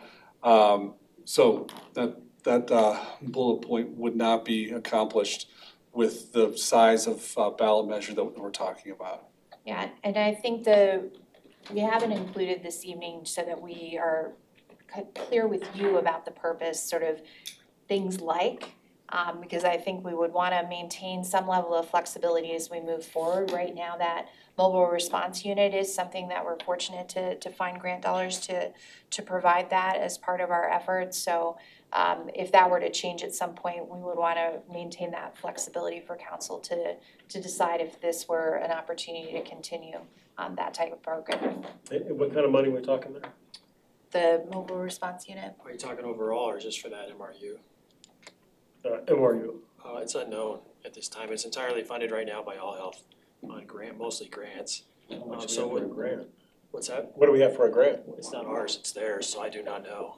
The MRU has, we're anticipating that what this is a concern that the MRU the grants will run out for them, and they're gonna, all will then come to us and say, it's gonna cost X number of dollars to keep the MRU in operation. We don't know what that number is yet. You have a ballpark? No, because they just started in Littleton about 2 months ago, So we're between 0 and 50 million. yeah, it's gonna be all the money, just give us all the money. But, Okay.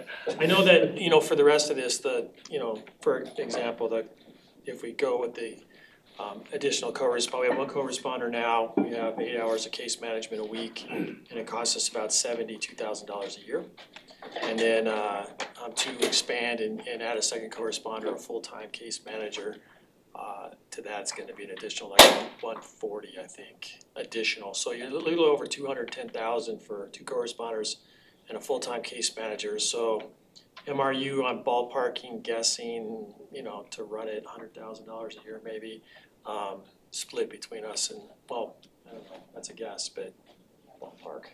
And as Tiffany would budget 200,000.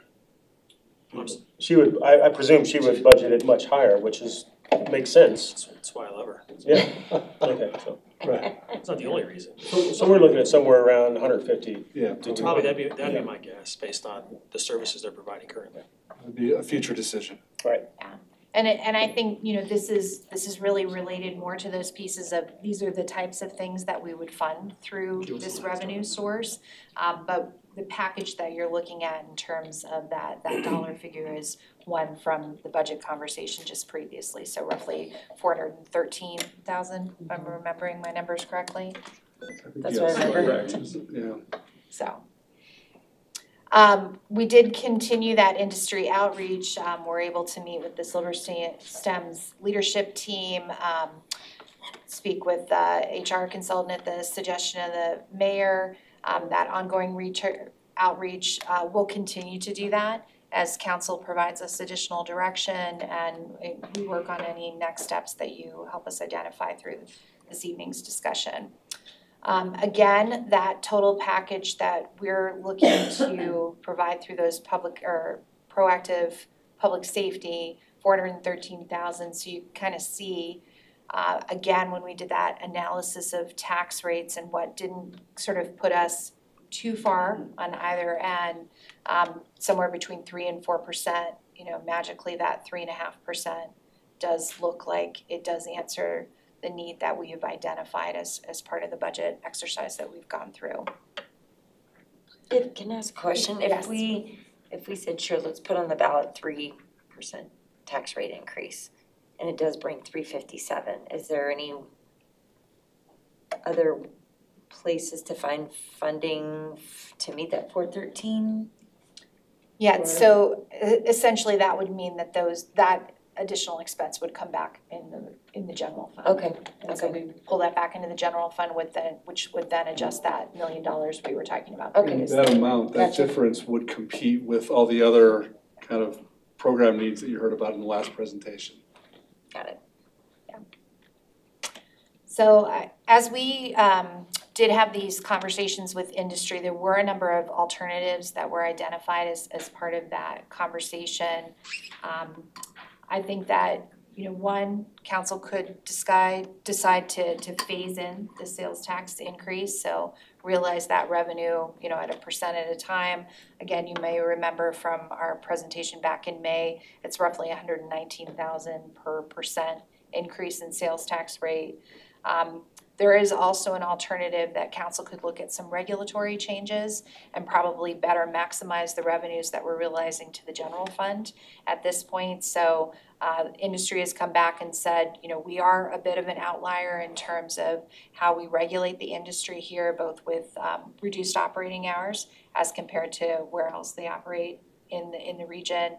We do have some square footage restrictions that they don't see in other jurisdictions, and then the restriction on medical marijuana. So that could be an opportunity for council to address some of those regulatory changes and see an increase to the general fund through the existing sales tax revenue. So our recommendation this evening is to keep the tax rate competitive. I think that you have an opportunity either at the 3 or 3.5% increase.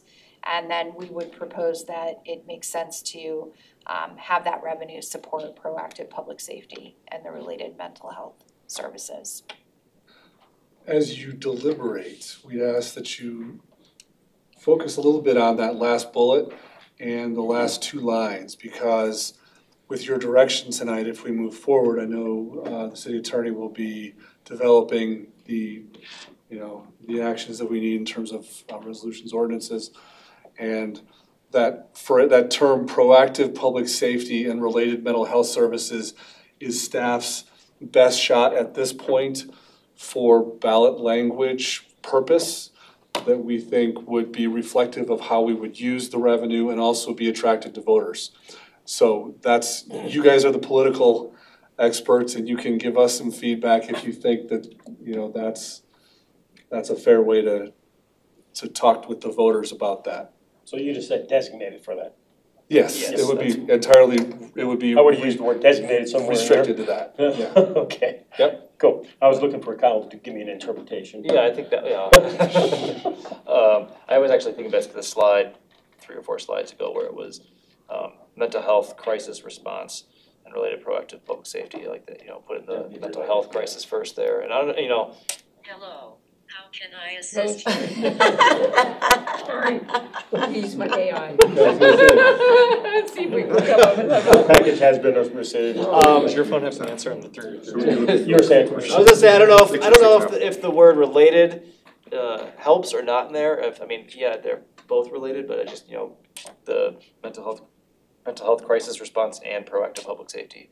I don't know if we need the word related, where it fits, which order, but I like that mental health first.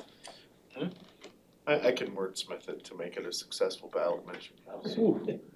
And just, Is that a Not to guarantee? say that that's not. You just see him call his shot there? Yeah, really. So, I Since we think did it may be, I get you wanna be brief, but I don't think people understand that the police force is responding to mental health issues instead of responding to crimes, and we should have it be this instead of that. It's bigger.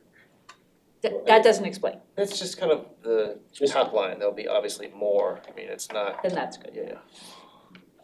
And I think in the absence of having done additional polling, the question that we have posed and surveyed to residents is through the resident survey. So that language of public safety, I don't even think we were using the word proactive.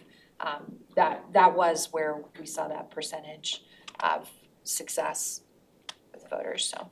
So, I think we've had this conversation in the last day session, and that's kind of where council was on. Is council good with those 2 main?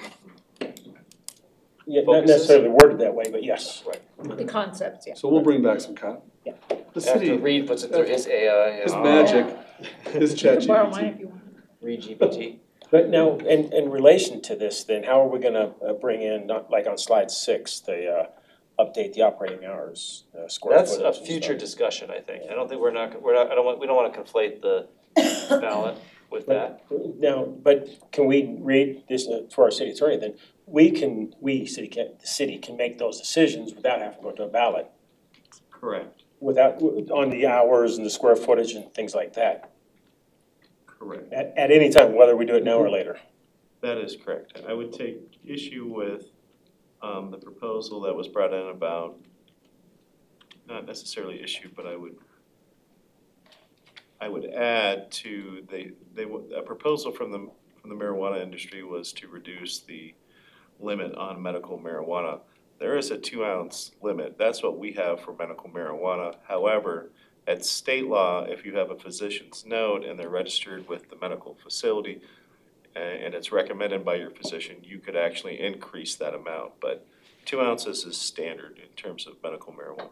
But that was one of their proposals that they wanted to quote unquote remove, but we would not remove that. We would just add for the ability for a physician. And I think we should have that discussion at some other time. This is specific to the tax rate for the ballot question, I think. I think we will have a discussion on it. Well, the reason I bring it up is to charge a little bit more tax. I don't think it's gonna affect sales that much, but at the same time, I think we should also recognize that the business is in business to try to make money. It's a private, profit business. And the more money they make, the more sales tax we receive. So that's what I'm saying, updating the hours to because what is it, midnight now? No, 10. The state is So midnight? 9 a.m. to 10 p.m. 7 days a week. And the state allows up to midnight? Correct. Yep. I would say, while this is a recommendation from a retailer within the city, one of the recommendations that they did not pose for obvious reason is increasing the number of retail locations within the city. So currently, we are limited to 3. Yeah. A consideration as we talk about other administrative provisions would be potentially increasing the number. Isn't that 4? That's for medical. Well, Three. Because we only have Four 3 for medical. operating. there wasn't a Three retail, for there wasn't a retail. medical license when we allowed it, so it was only people that held licenses at the time, so therefore it's capped at So 3. you had 4, Four medical, right. 3 Was it recreational. 4 medical? One Not, medical, not One's 4 grandfathered retail. in, essentially. 3 retail, 4 medical. Okay, good. Yeah, so it's the medical that went out of business. It was not in business when we made that, when it approved recreational that said the 3 licensees that. We've The one always I'm had, thinking of went out we've of always had a business. vacancy on that 4th medical. Yeah, right, yeah. it went So, out. and in addition with these things that we could discuss is also these concentric circles. So as council may remember, we prohibited the locations of certain marijuana facilities based upon, how close they were to a park, to a school, to a daycare, to another existing medical marijuana facility. And you throw those concentric circles on a map with the applicable zoning. And it's actually not a lot of locations within the city of Littleton that you can actually have one of those stores located. So if council decided to increase the square footage, to increase the number of licenses, they could also entertain, reducing those distances or increasing them, whatever you want. Because it could be affected. Yeah. There's other ways to raise revenue, presumably, increase revenue to address some of these issues. So I just want to go, does council still support this, I think, Yep. majority support, and then so, Want to go back to the slide with the rates and the cost? so then I guess the main question for us is the Whichever. rate and then That's what the money's going towards. So it seems like if we're gonna do this, what the proposal for the funds to go towards, if it passes, everyone's good with the proactive public safety and mental health crisis. And then the next question would just be, what rate does council wanna put on the ballot? I agree with all that, but I looked at the letter and I do know that recreational sales have dropped in the state. I don't know if they've dropped in the city of Littleton.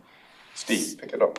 So if, Doing my best. if we increase this and we've got all these grand plans of what to do with the revenues, but actually sales are going down and now we've increased the tax rate. I know it's not very much, but is that something, to look at too? And then I think, talking about marijuana locations in relations to schools, do liquor stores have the same restrictions? I think the planning, zoning hours and the square foot, the building requirements are gonna probably make a much larger impact on kind of future revenues than necessarily what we're proposing. But I would say like, if council can kind of, not obviously make a commitment here, but like put it on a priority list for the coming year, because you're not wrong, Kelly, like the industry's suffering and it's fungal disease in major growing facilities. It's drop off from COVID, a peak usage during COVID. Other states.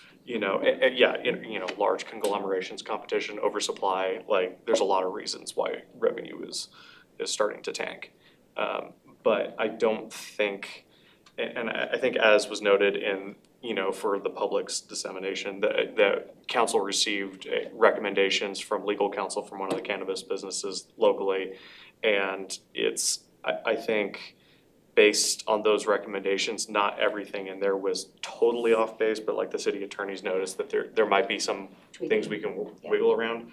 I don't see this as really impacting things overall, just because as was noted in that attorney's letter, we're also in a kind of a unique position geographically for this business too, as compared to our neighboring jurisdictions, including Douglas County. Yeah. I mean, one of the arguments was like, oh, if you raise the rate, people are just gonna go elsewhere. I mean, I asked staff if there was a map of where kind of our neighboring locations are. I mean, are we really? There is, that was my, I wanted to have a visual representation of that is, Probably hard to drive around really high to a location. So Are you under the this impression is that first, we were sort of buying a using it at the same time? represents the sort of greater region, and then if we kind of drill down to the sub-region, that dot kind of shows where, So what And you are can kind of see the, what's so in So we're like the furthest south. yeah, we're the Go furthest back to south the first- and, We're on the southern border. so what is the, but if you can, Blue if and we orange and zoom yellow back out to the region as a shopping whole, we're pulling all of Douglas County, Jefferson County, kind of in this map, as far west as Idaho Springs. and this would suggest it's very unlikely that if we raise our rates, someone's gonna drive even farther north to save. Yes. Well, and the recommended 3 to 3.5% would still keep our tax rate lower than Englewood, which we think might minimize any of that competitiveness. Yeah, if it's at 3.5, that puts us at a total tax rate 11.75, right? Yes, 11.75. Yeah, so, I mean, we're still under Englewood's, and in line with Denver and Englewood, and I think that seems reasonable. I mean, honestly, I think if, when's the last, not talking about marijuana specifically, but sales tax, I mean, how often do people look at what unless you're buying something really, really large, which are gonna be impactful, but, you go and, a couple $100, even that, you're not gonna go out of your way to save $2 or $3 to do that, so I don't see. $2 or $3. How much you gonna buy? Well, I'm just talking about, like I said, not specific What does that equate to? I did the $100. calculation on my purchase $100. today, and it would add about $1.90, which is less than what I actually tipped in the jar, so. Yeah, it's not a shield. I don't know what the number is, I think whatever it is, I'm fine with, I think 3.5, 3 3/4, I don't know.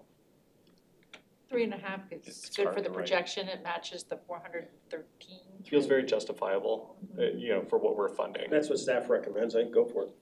I'm good with that. I'm good with it. So I'm hearing consensus on 3.5. Yeah. An increase of 3.5 puts us at 11.75 total for the sales tax for recreational marijuana. And I think that approach really follows the guidance that you've provided us in the past, going to voters with ballot questions, particularly with sales tax increases, is that we have an issue, a challenge, and here's what we need to be able to fill that challenge.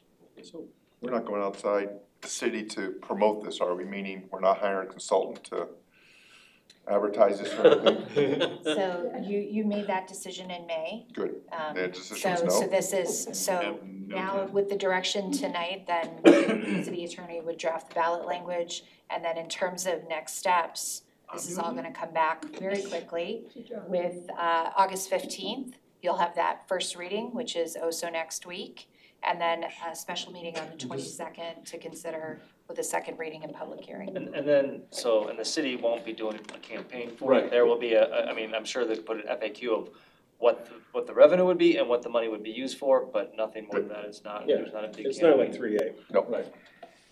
And the city didn't run a campaign for 3A either. There was a private campaign. We did a lot of work in the process, though. And I think our communications message will really lead with the outcomes that you identified as part of your retreat, so safe community being one of those outcomes. And here's the various ways that we're delivering on that outcome. I think this is one of those pieces, your direction this evening on the transfer and making provisions there to fund those proactive public safety pieces through that mechanism as well. I think we'd craft all of that together so that it's pretty clear, the direction that you're heading and guidance you're providing us.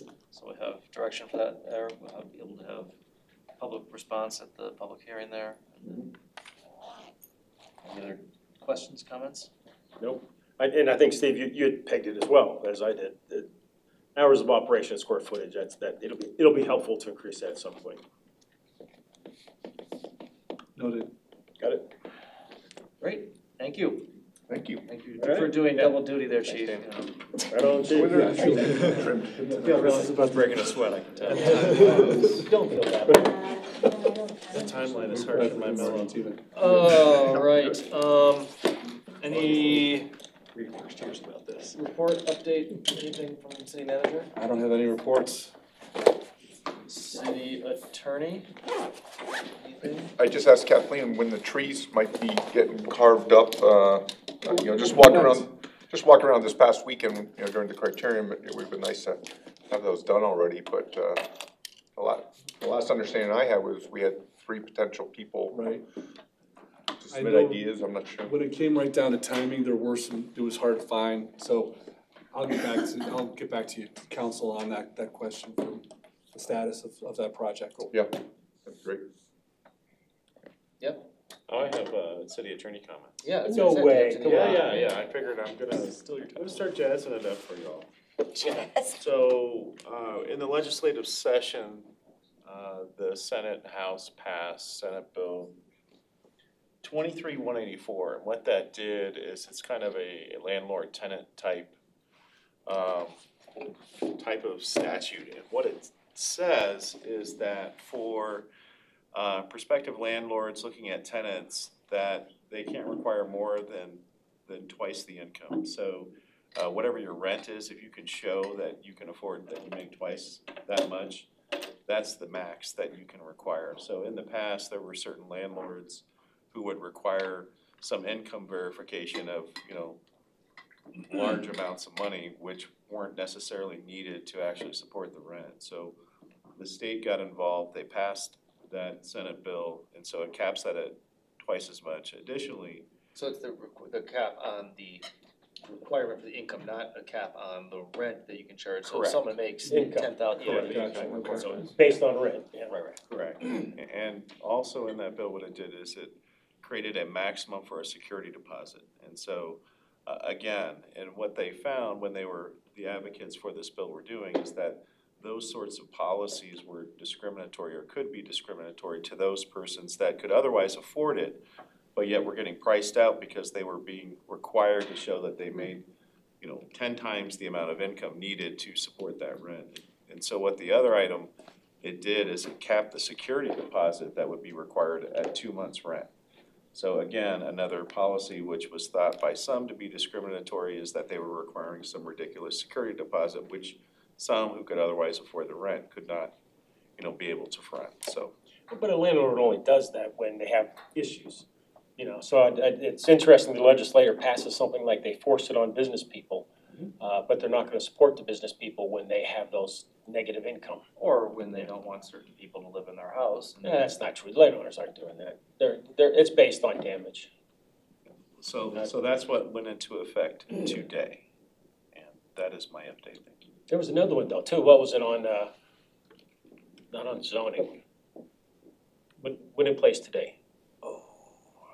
The move over law already went into effect. Probably several, because of the time it was. Well, yeah, but this had something to do with zoning.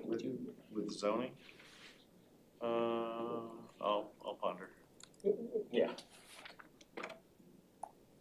Okay.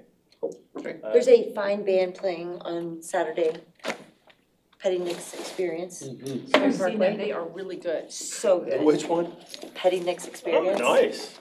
Me and Mike will be there. There's Stevie Nicks and Tom Petty. And is that, So the concert, Stern Park. there's the laser show for Western Welcome Week.